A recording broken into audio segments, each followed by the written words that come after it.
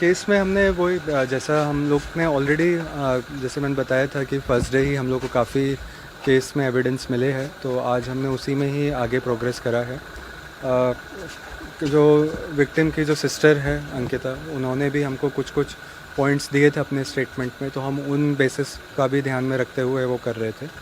तो इसके लिए हमने जो अक्यूज़ड है उसकी मदर और भाई को आज हमने क्वेश्चनिंग के लिए कस्टडी में लिया है। अभी उनसे क्वेश्चनिंग जारी है। जो एविडेंस वगैरह अगर कुछ मिलता है तो फिर हम उस हिसाब से फिर आगे का एक्शन लेंगे। कि अभी हम लोग कोई क्वेश्चनिंग कर रहे हैं, सारे एंगल से पूछ रहे हैं। जैसे मैंने बोला कि उस दिन जब आपसे बात हुआ था तो जितना प्राइमा फेसी इन्फॉर्मेशन मिला था हम लोगों ने उस हिसाब से इन्वेस्टिगेशन किया था, और मैंने यही बोला था कि हम सारे एंगल से इन्वेस्टिगेशन कर रहे हैं। अगर लगता है कि कोई और कॉन्स्पिरेसी है या ज़्यादा लोग इन्वॉल्व है या जैसा भी है, एक से ज़्यादा लोग हैं, तो वो जो भी होगा हम एक्शन उस हिसाब से लेंगे। अभी तक जो कल जब इन्वेस्टिगेशन के लिए हम उनको पीओ पे ले गए थे, स्पॉट पे ले गए थे, तो उसने ही मतलब मर्डर वेपन रिकवर करके दिया था। तो दैट इटसेल्फ प्रूफ कि मतलब मर्डर उन्हीं के द्वारा कमिट हुआ है, प्लस उन्होंने कन्फेस किया है।